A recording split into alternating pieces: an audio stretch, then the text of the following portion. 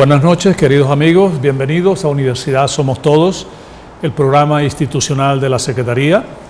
Hoy vamos a tener un programa muy variado. Vamos a comenzar con el doctor Rafael Almeida, quien recientemente fue acreditado como Premio Polar en el área de Química, profesor de la Facultad de Ciencias de nuestra Universidad de los Andes y buen amigo de la universidad, excelente universitario. Y después vamos a seguir con el profesor Moisés Troconis para seguir trabajando un tema que lo hemos acompañado en las últimas semanas y tiene que ver con este nuevo proceso constituyente solicitado por el presidente de la República. Vamos a estar explorando en esa parte las últimas acciones que han sido hechas por la Fiscal General de la República, qué queda en el terreno legal y cómo está el estado entonces de ese proceso constituyente. Bienvenido, Rafael, es un placer tenerte con nosotros. Para todos aquellos que nos ven y que nos escuchan, el 29 de abril del 2017, la Fundación Polar anunció los premios Polar para el año 2017. Los ganadores fueron Rafael Almeida de la Universidad de los Andes en el área de Química, Gloria Buendía en el área de Física y Yamilés Quintana en Matemática, ambas de la Universidad Simón Bolívar, y Pedro Rada de la Universidad de los Andes y Wilmer Teraza de la Universidad Central de Venezuela, ambos por Biología. El día 31 de mayo, la Fundación Empresas Polar, con Lorenzo Mendoza a la cabeza, procedió a destacar la labor de estos investigadores y les fueron concedidos entonces los premios Polar en un acto formal. Rafael, ¿qué se requiere? ¿Qué hay que hacer para ganarse un premio tan distinguido a nivel nacional? ¿Qué requiere un investigador para poder llegar allá? Lo primero, no pensar en que te lo vas a ganar. Eso es lo primero. Y segundo, trabaja duro. Trabaja duro con mística y darle como si tuviéramos lo que no tenemos. Cuéntale un poco a la gente qué es el Premio Polar, o sea, cómo tú llegas allá. Hay un jurado a nivel nacional de científicos que evalúan los trabajos. ¿Tiene que ver con un solo trabajo de ese año o con la recopilación de una labor como la tuya de tantos años de investigación? Sí, el premio sigue un mecanismo. La fundación selecciona entre los científicos un conjunto de ponentes, un número creo que es alrededor de 30, 40 ponentes. Y esos ponentes, que son científicos a su vez, son los que sugieren los nombres de las personas que ellos consideran que deberían ser acreedores del premio. Luego se nombra un jurado formado por 6 personas y esos jurados reciben las ponencias con todo el respaldo que esa ponencia pueda tener. Y después el jurado escoge entre 20, 30, 40, dependiendo el número de ponentes, cuáles son los 5 que ellos consideran por unanimidad que deben de ser le debe otorgar el premio Polar. Es por unanimidad, todos tienen que ponerse de acuerdo. Que ser por unanimidad. Según tu interpretación, ¿gracias a qué y a pesar de qué has conquistado el Premio Polar? ¿Qué es lo que más te ha ayudado y qué es lo que más se ha opuesto a que tú llegues allá? Bueno, creo que me ha ayudado tener la suerte de haber escogido unos temitas de investigación interesantes que, a pesar de todas las restricciones que nosotros tenemos, son temas de investigación que se consideran de frontera. De frontera quiere decir que son de interés a nivel mundial, no solamente a nivel local. Y lo segundo, que a lo largo de los años yo he tenido mucha suerte en el sentido de tener excelentes o muy buenos estudiantes, que a la larga son los que contribuyen a que yo pueda o podamos tener una producción que ellos consideraron era meritoria como para ganar el Premio Polar. ¿Y a pesar de qué? ¿Qué es lo que se ha opuesto? ¿Qué es contra lo que has tenido que luchar de manera compleja, complicada? Yo soy físico-químico teórico. Nosotros hacemos una parte matemática y luego el desarrollo matemático tenemos que plasmarlo en unos numeritos. Y esos numeritos tienen que explicar una situación física a nivel microscópico. Ahora, para llegar a esos numeritos, para coger ese desarrollo matemático y convertirlo en un número, tú tienes que transformar eso de manera tal de que los cálculos los puedas hacer a través de una computadora, porque son muy complicados para poderlo hacer en forma manual, en forma analítica. Y para poder entonces hacer esos cálculos, tú necesitas un requerimiento computacional que nosotros no tenemos. Y nosotros no tenemos. Nosotros como ¿Tuvimos en algún momento? Hace muchísimo tiempo. Estoy hablando quizás cuando yo llegué a Estados Unidos en el año 90, la universidad tenía capacidad como para desarrollar este tipo de cálculo. Después no.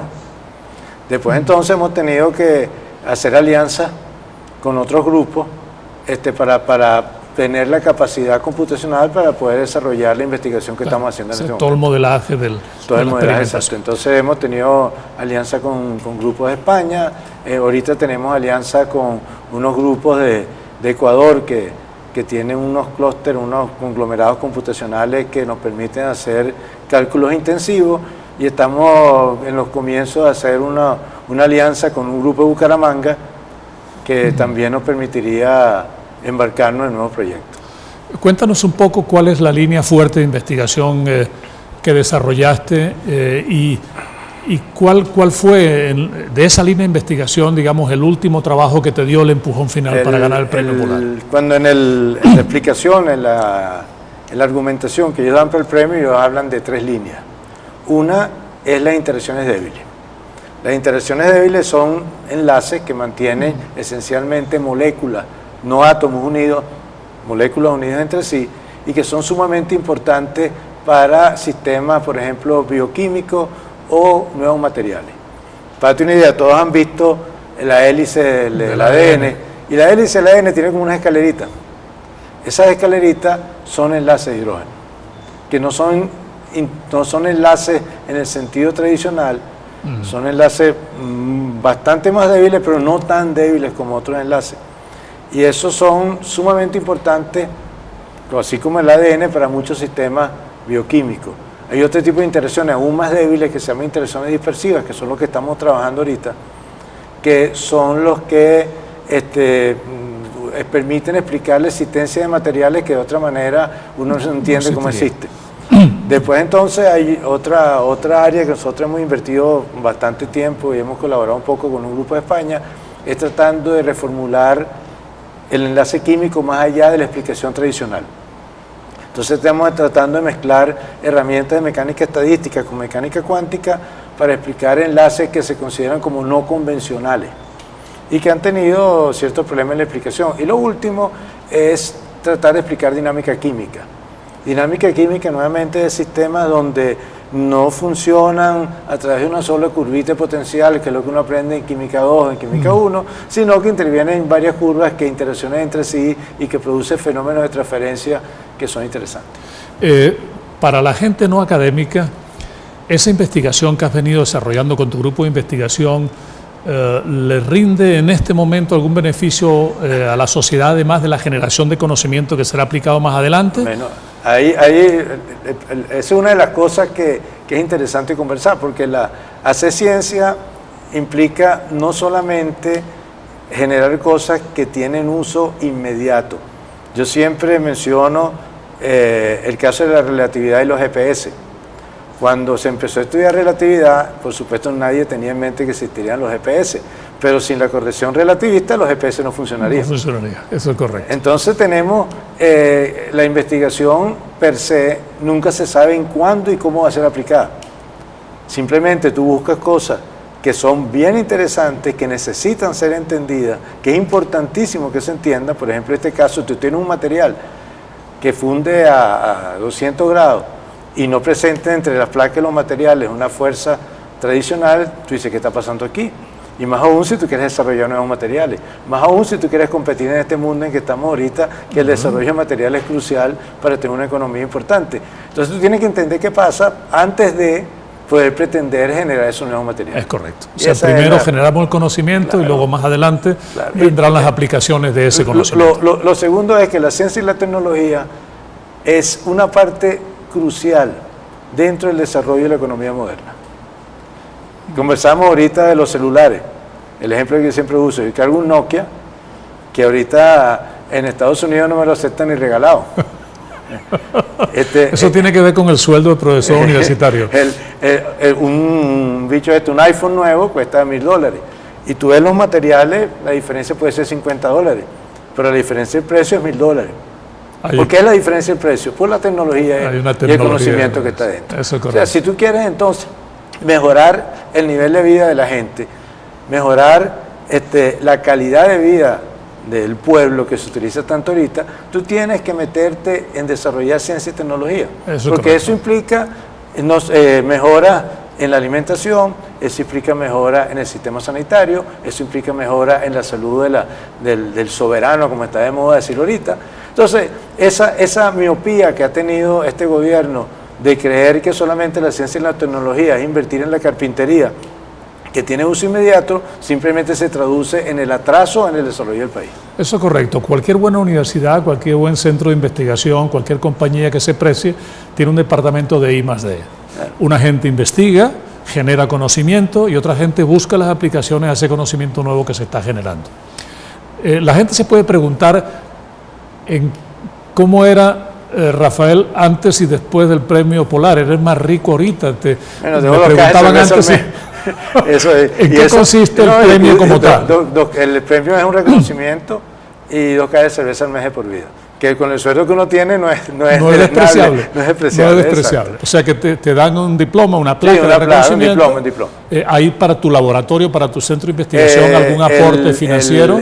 Uno, a la medida que va necesitando, puede dirigirse a la Fundación Polar y en lo que ellos puedan, pueden colaborar o no con lo que uno necesita. Por ejemplo, nosotros vamos a necesitar pronto una batería para un sistema UPS que nosotros tenemos, pero la batería murió. Y uno dice esto a nivel mundial y dice, probablemente los otros grupos se ríen. Eso cuesta $300. Pero $300 para nosotros es absolutamente inaccesible. Y sobre todo, además de todos los procesos de compra que son terribles. Claro. ¿Qué te ha dado la universidad en relación a la consecución del premio? ¿Y qué críticas le haces a la universidad también en referencia a nuestro sistema de investigación? Como ustedes saben, yo soy egresado de la Central. Y yo me vine aquí hace ya más de 30 años por 6 meses. Y esos 6 meses ya llevan 30 años. Esas cosas de Mérida, ¿no? Entonces yo puedo decir que la ULA en sentido profesional me ha dado todo. O sea, profesionalmente yo me formé en la ULA. La ULA me financió para hacer mi doctorado, me tocó la época de las penurias, de la devaluación. De la década del 80, por allá. Exacto, sin embargo nos bandeamos, obtuve financiamiento de los Estados Unidos, con eso me mantuve, pero después he hecho mi carrera, hice un postdoctorado en Estados Unidos antes de venir, pero después hice mi carrera aquí, me he mantenido, o sea que yo puedo decir que la ULA profesionalmente ha dado todo. Es hecho en casa, pues. Es hecho en casa, exacto. Ahora, y la parte negativa, que siempre hay algo que... Claro, el problema aquí es que la ULA nunca ha entendido el problema de la ciencia y la tecnología, el desarrollo de la ciencia y la tecnología ha sido difícil que lo quiera. Yo estuve coordinando la Comisión Científica del CSH por mucho tiempo. Eso fue una peleita interesante, porque nosotros tratábamos, y digo nosotros, un grupo que compartíamos ciertas ideas, de hacer ciertas transformaciones que a la larga se pudieron hacer en buena medida. Siempre tuvimos coordinadores de CSH que en buena medida también no nos tocó enfrentarnos, sino colaborar. Bueno, la Comisión Científica llevaba muchas propuestas al directorio y quien estaba en esa época, el doctor Bishop, Walter Bishop, de coordinador, después estuvo Juan Silva y después estuvo Manuel Dajer. Entonces tengo una idea de la cantidad de años que yo estuve ahí. Y se hicieron transformaciones, sin embargo las transformaciones siempre contaron con resistencia, y resistencia importante por muchos sectores, dentro de muchos sectores de la universidad. Entonces la universidad hasta cierto punto yo puedo decir que ha sido reaccionaria en lo que se refiere al desarrollo de las ideas de cómo funciona la ciencia y la tecnología moderna. Y eso hay que decirlo. Hay que decirlo, claro. Y lo otro es que ahorita el CSH se convirtió en algo absolutamente figurativo. Sí. Lo que uno recibe es una miseria es total. miseria. Por ejemplo, el grupo nuestro, que produce algo en revistas internacionales, la última ayuda de la ADG fue 15.000 bolívares. O sea, no alcanza ni para una resma de papel. Eso te da una idea de... Increíble. Eso te da una idea. Porque hay una distorsión muy fuerte que la universidad cometió, le digo a la universidad porque lo aprobó el directorio de CSH, que es asumir el PEYONTI como medida de la productividad científica dentro de la universidad. Eso distorsionó todo, absolutamente todo. Entonces tú tienes grupos que tienen miembros con altísimos niveles del PEYONTI, y sin embargo si tú ves su producción es a nivel menor internacional, probablemente que otros. que otro, exacto. Sí, entonces es una situación crítica, porque nosotros, un grupo también, nunca accedimos a entrar en Peyonti porque nos parecía que era un retroceso de décadas en el estímulo de la ciencia y la tecnología del país. Lamentablemente la universidad pensó diferente y lo asumió como su baremo, Claro, el principal baremo a la hora de medir tanto el PEI como el ADG, y eso ha traído graves consecuencias, pienso yo. Rafa, ya estamos llegando al final de este segmento. Tenemos que mandarle un saludo también y una felicitación al profesor Rada, que no pudo estar con nosotros el día de hoy, trataremos de traerlo en otro momento, y mandarle un mensaje a todos nuestros investigadores, que aún en las penurias que Rafael mostraba en la última parte de esta entrevista, a pesar de que tú uses cualquier baremo en la Universidad de los Andes, en cualquier otra universidad nacional, el dinero que se destina a investigación en el país y que llega a las universidades es tan ridículo el monto que no importa cómo tú lo distribuyas, si se lo das todo a un solo grupo tampoco iría a corregir las cosas.